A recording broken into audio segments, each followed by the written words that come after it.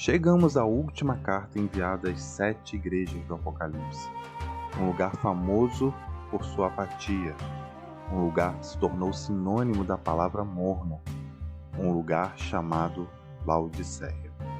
Estamos avançando nesta jornada por 7 períodos da história da igreja cristã, períodos estes revelados ao apóstolo João no primeiro século.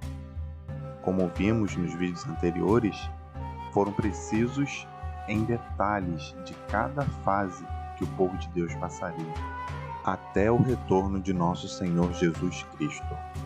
Se você chegou aqui agora, não deixe de acompanhar os vídeos anteriores desta série de estudos do Apocalipse. Fique à vontade para comentar, perguntar, discordar. Sua participação é muito importante para o nosso canal. Considere se inscrever no canal e ativar o sininho para ser avisado sempre que tiver um conteúdo novo. Você é muito bem-vindo. Vamos então começar nosso estudo após a vinheta.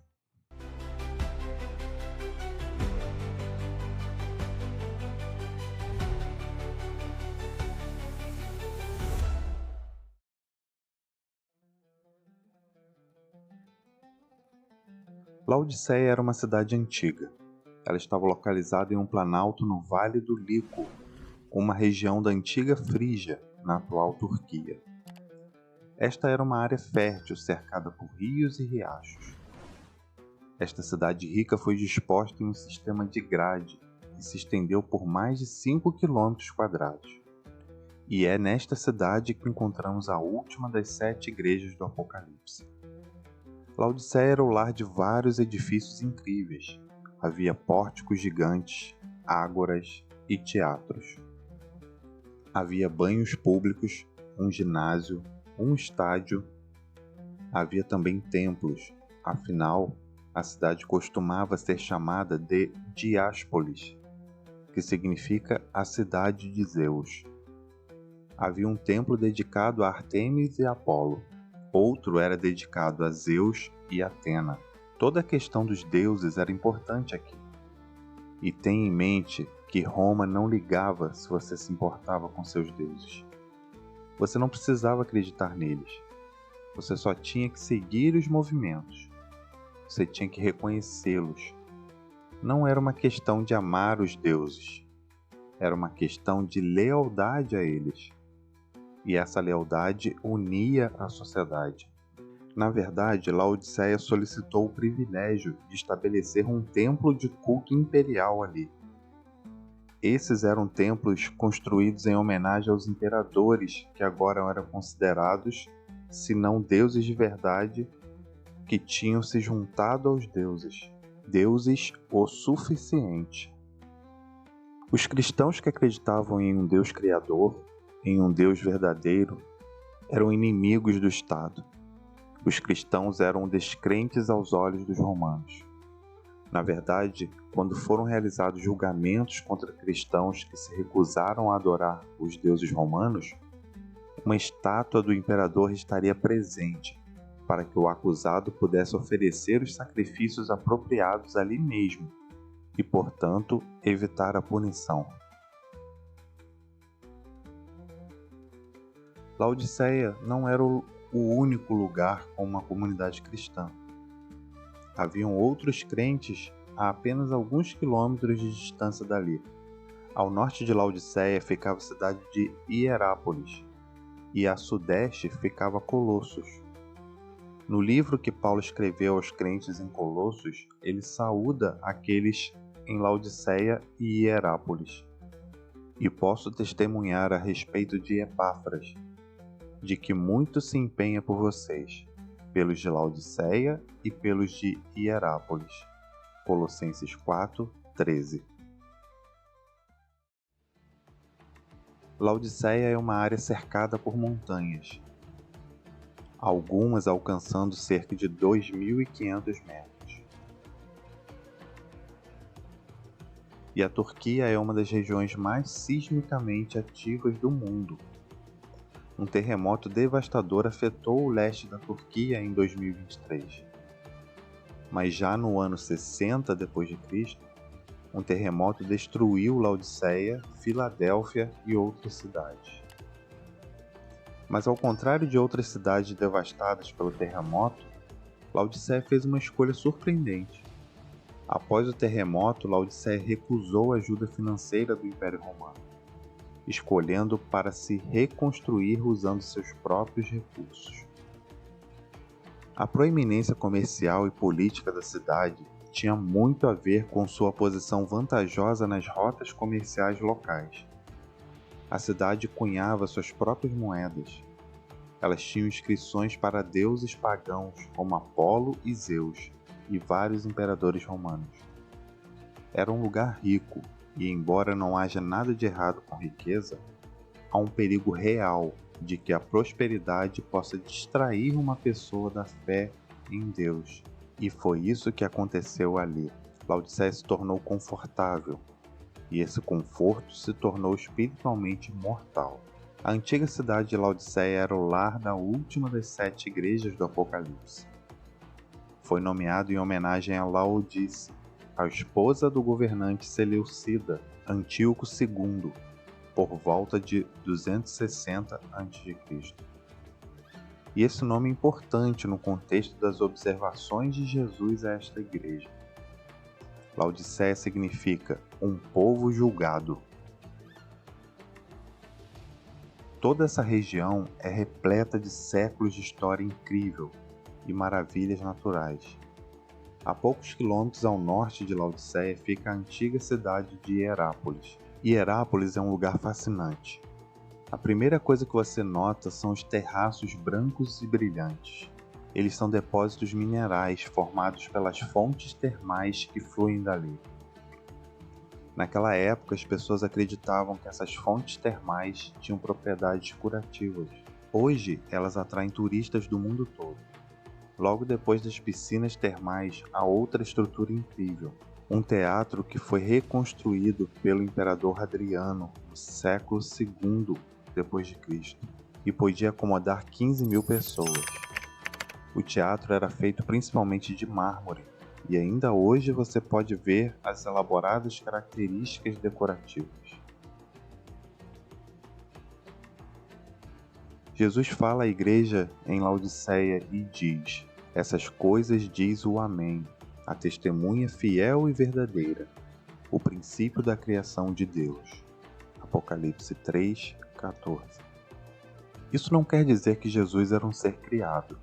Ele não era. João estava escrevendo que Jesus é o originador da criação, o próprio Criador. Onde Paulo escreve aos Colossenses que Jesus é o primogênito de toda a criação, ele está escrevendo sobre a preeminência de Jesus. Não que ele era menos que divino ou mais humano do que realmente era. Agora Jesus não perde tempo para chegar ao ponto aqui. Ele diz aos laodicenses: conheço as obras que você realiza, que você não é nem frio nem quente. Quem dera você fosse frio ou quente. Eu poderia desejar que você fosse frio ou quente. Ele está contrastando os laodicenses com a água quente que veio de Hierápolis e a água fria que veio de Colossos. Água quente é boa, água fria é boa, mas vocês, laodicenses, vocês não são nenhuma coisa nem outra. Vocês são mornos. Ele está falando sobre a condição espiritual deles. O problema que os laodicenses tinham é que eles eram indiferentes. Eles eram espiritualmente neutros, professando o nome de Jesus, mas não comprometidos de forma real com o cristianismo real. Não uma rebelião total, mas eles estavam totalmente neutros, não comprometidos. E Jesus nos mostra o quão sério é isso, quando ele diz: assim porque você é morno, e não é nem quente nem frio, estou a ponto de vomitá-lo da minha boca. Água quente, desde que seja não muito quente, desce facilmente. Água fria, a mesma coisa. Mas água morna pode ser um pouco enjoativa. Pode deixar você um pouco inquieto. Agora, não falamos muito sobre vômito, mas por que não fazemos isso por um momento? O ato de vomitar não é um ato voluntário. não é algo que você normalmente pode fazer sem algum tipo de intervenção, algum tipo de ajuda, se essa palavra é a palavra certa. O vômito é involuntário. Você já passou por isso? Você não quer, você não quer, você não quer, e então acontece. Você não planeja, você não cria. Jesus não está dizendo aqui, eu quero rejeitar você. Ele não está dizendo, eu quero vomitar você. Ele simplesmente não é capaz de aceitar essas pessoas em seu estado morno. Então, para essas pessoas que estão apenas seguindo os movimentos da sua fé, o que não é realmente uma fé genuína, Jesus diz, eu simplesmente não consigo manter isso. Agora, isso é Deus sendo menos que gracioso? Bem, não. É Deus sendo honesto, se esforçando para acordar o mundo. É por isso que no livro do Apocalipse há 3 anjos com mensagens importantes para o mundo, retratados voando no meio do céu e chamando o mundo em alta voz. Vamos analisá-las em detalhes quando chegarmos ao capítulo 14. São mensagens específicas para este período da igreja. É importante. O tempo está se esgotando para o planeta Terra. Os movimentos que estamos vendo no mundo hoje, os sinais dos tempos sendo cumpridos, é como se Deus estivesse pressionando o pé no acelerador do tempo. E então aqui Jesus está apenas sendo honesto. Ele está dizendo que muito do que está acontecendo no mundo hoje, mesmo na igreja hoje, é nauseante para ele. Essa coisa sendo apresentada como fé em Jesus, mas não é. Ele não quer que as pessoas pensem que estão salvas quando estão perdidas, pensando que estão tendo uma experiência cristã genuína, quando na verdade não estão tendo nada disso. Um dos maiores problemas que o mundo enfrenta é que as pessoas estão se enganando, pensando que estão bem com Deus quando não estão. E isso era verdade para a igreja de Laodiceia. Ouça isto. Você diz, sou rico, estou bem de vida e não preciso de nada. Mas você não sabe que é infeliz, sim, miserável, pobre, cego e nu. Eles estavam em uma situação perigosa. Os laodicenses eram realmente ricos. Novamente, nada errado com a riqueza, mas traz consigo certas tentações. Essas pessoas se acomodaram em seu conforto e perderam de vista o que significava ter uma experiência cristã vital. Eles disseram em seus corações, não precisamos de nada. Eles estavam satisfeitos. E isso não está falando apenas sobre coisas materiais. Jesus está falando à igreja sobre sua condição espiritual. Eles estavam bem ou assim pensavam. Na verdade, eles eram infelizes. A única outra vez que essa palavra grega traduzida aqui como infeliz ou desgraçado é usada no Novo Testamento. É quando Paulo fala aos Romanos e diz: infeliz homem que sou, quem me livrará do corpo desta morte? A diferença é que com Paulo ele estava ciente da sua desgraça. E é por isso que ele foi capaz de clamar a Deus em desespero. Mas esse grupo de pessoas, sem saber de sua verdadeira condição espiritual, eles não podem clamar a Deus por um remédio. Jesus disse que eles eram miseráveis. Agora, esta é outra palavra, miserável. Só aparece 2 vezes no Novo Testamento. E novamente a única outra vez que é usada pelo apóstolo Paulo.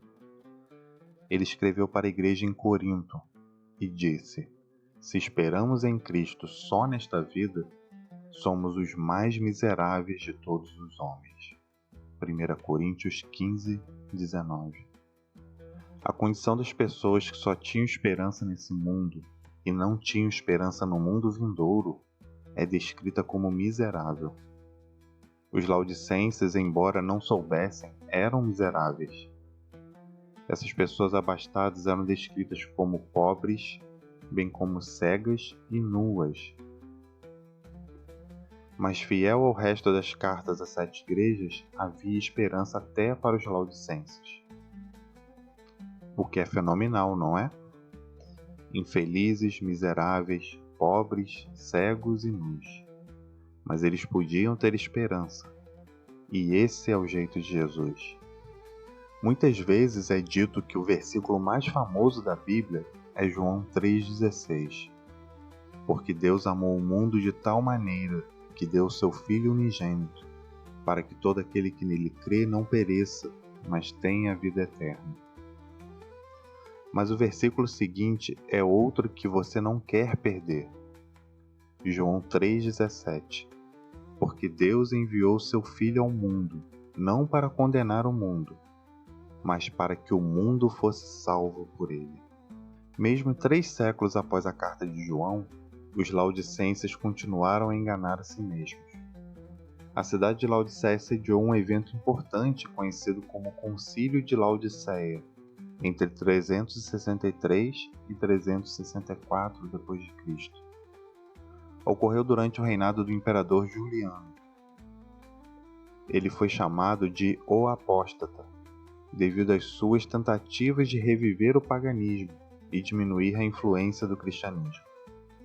O Concílio de Laodiceia é significativo porque proibiu a observância do sábado original do 7º dia e encorajou o descanso no domingo. Ele também tentou estabelecer um cânone bíblico, que incluía livros apócrifos como 1º Esdras, Baruque e as epístolas de Jeremias. Embora o Concílio de Laodiceia não fosse especificamente da Igreja de Laodiceia, ele representava a atitude geral da Igreja naquela época. O concílio destacou o fracasso dos laodicenses em priorizar a palavra de Deus como suprema. Então, onde estava a esperança para um povo descrito por Jesus como infeliz, miserável, pobre, cego e nu? Bem, havia muita esperança. As ruínas desta igreja cristã em Laodiceia datam do século IV d.C. A igreja não estava de pé quando os primeiros cristãos estavam ali. Isso porque esses primeiros cristãos normalmente enfrentavam muita perseguição e não adoravam em prédios de igreja naqueles dias. A primeira referência que temos a uma comunidade cristã em Laodiceia pode ser encontrada na epístola do apóstolo Paulo aos vizinhos colossenses. Ele diz em Colossenses 4,16: E, depois que esta carta tiver sido lida entre vocês, façam com que seja lida também na igreja dos Laodicenses. E vocês leiam também a carta que vier de Laodiceia. Ou os laodicenses escreveram para Colossos ou para Paulo, e o apóstolo queria que os colossenses soubessem disso. A epístola aos Colossenses pode de fato ter sido uma carta circular, a ser enviada a cada uma das várias congregações do território. Alguns dos manuscritos gregos da primeira epístola de Paulo a Timóteo dizem escrita em Laodiceia. Paulo pode ter visitado Laodiceia quando escreveu sua primeira carta ao seu protegido Timóteo. A mensagem de Jesus para a igreja que estava ali foi tão direta quanto possível. Vocês dizem que vocês são ricos e aumentando com bens e não precisam de nada, mas vocês não sabem que vocês são miseráveis, pobres, cegos e nus. Mas Jesus foi rápido em compartilhar esperança com os laodicenses, e ele faz isso com todas as 7 igrejas. Éfeso, você deixou seu primeiro amor, mas se você se arrepender, você ficará bem. Esmirna, você está enfrentando uma perseguição terrível, mas não precisa ter medo. Eu lhe darei uma coroa da vida. Pérgamo, tenho algumas coisas contra você, com seus falsos ensinamentos e sua imoralidade. E mais, se você se arrepender, eu lhe darei uma pedra branca e um novo nome. Tiatira, você atura Jezabel e todos esses falsos ensinamentos, mas eu lhe darei poder sobre as nações, e eu lhe darei a estrela da manhã. Esse é Jesus. Sardes, você tem um nome de que está viva, mas na verdade está morta. Mas apesar disso, você pode ser vestido de roupas brancas e seu nome permanecerá no livro da vida. Filadélfia, farei de você uma coluna no templo do meu Deus. E Laodiceia, a igreja que me deixa doente do estômago, há esperança para você. E aqui está o que o Dr. Jesus prescreveu para esses laodicenses auto-enganados. Ele disse: aconselho que você compre de mim ouro refinado pelo fogo, para que você seja de fato rico. Compre vestes brancas para vestir, a fim de que a vergonha de sua nudez não fique evidente, e colírio para ungir os olhos, a fim de que você possa ver. Apocalipse 3:18. Ouro provado no fogo, para que você possa ser rico. Eles pensavam que eram ricos, muitos deles nesse centro bancário, mas Jesus está falando sobre riquezas verdadeiras. Ele não se importa se você tem riquezas terrenas também, desde que isso seja dedicado a Ele e não esteja agindo como uma pedra de moinho em volta do seu pescoço. Já ouvi ouro provado no fogo sendo descrito como fé que opera pelo amor. Jesus disse: você precisa disso, então você será realmente rico. Você terá algo de valor real.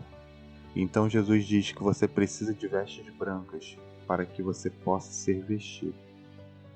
Agora isso é interessante. Os historiadores dizem que naquela época Laodiceia produzia lã preta e macia, que era usada para fabricar roupas. Jesus diz a um povo em um lugar conhecido por sua lã preta: o que você precisa é de roupas brancas. É claro, essas roupas brancas são a justiça de Cristo. O que todos nós precisamos saber é que nossa própria justiça não tem valor. Isaías a descreveu como trapos imundos, mas podemos receber livremente a justiça perfeita de Jesus. Deus oferece isso a você agora mesmo. Jesus continuou dizendo que os laodicenses precisavam ungir seus olhos com colírio para que pudessem enxergar. Laodiceia era o lar de uma escola de medicina no primeiro século. Um de seus primeiros graduados foi um oftalmologista, um médico oftalmologista que escreveu um livro didático influente sobre o assunto dos olhos. E um colírio popular foi produzido ali.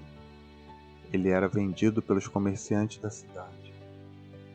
E Jesus diz: eu posso lhe oferecer o colírio que realmente funciona, e que funciona para você espiritualmente. Ele queria abrir os olhos dos laodicenses para a beleza do Evangelho, que, claro, é a obra do Espírito Santo. Jesus diz: eu vos darei o meu Espírito Santo, que vos transformará, que vos restaurará. Jesus nos diz por que ele é tão direto com os laodicenses, quando ele diz: eu repreendo e disciplino aqueles que amo. Portanto, seja zeloso e arrependa-se. Apocalipse 3:19. E então ele diz: eis que estou à porta e bato. Se alguém ouvir a minha voz e abrir a porta, entrarei em sua casa e cearei com ele e ele comigo. Este é Jesus batendo na porta do coração. Observe, ele não força a entrada. Ele bate e permite que você abra, ou não. Ele diz que se você abrir a porta, ele entrará. E observe que diz que jantaremos juntos. Isso é hospitalidade de verdade. Seremos amigos de Jesus, comeremos juntos, teremos comunhão. Que convite do Divino Filho de Deus! Patmos era uma ilha solitária quando João esteve ali há 2000 anos atrás. O que é interessante, porque se as cartas às 7 igrejas atingiram o seu ápice com um convite a tudo, menos solidão. Jesus disse que ele bate à porta do seu coração. Não força a entrada. Ele diz que se você abrir a porta, então ele entrará e ceará com você e você com ele. É Jesus dizendo amizade, companheirismo, unidade para você e Ele ao longo das eras incessantes da eternidade. Sem solidão, sem solitude, muito diferente do que João experimentou em Patmos 2 milênios atrás. Você quer essa amizade? É para lá que as cartas às 7 igrejas levam. A você e Jesus sendo um para sempre. Se você disser sim, você tem a eternidade para viver com aquele que o livro do Apocalipse chama o Rei dos Reis e o Senhor dos Senhores.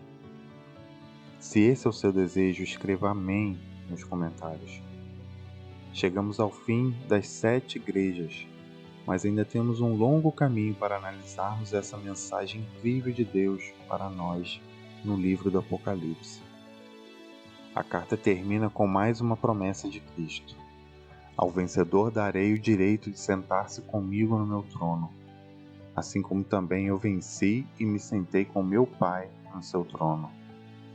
Quem tem ouvidos, ouça o que o Espírito diz às igrejas. Apocalipse 3, 21 e 22.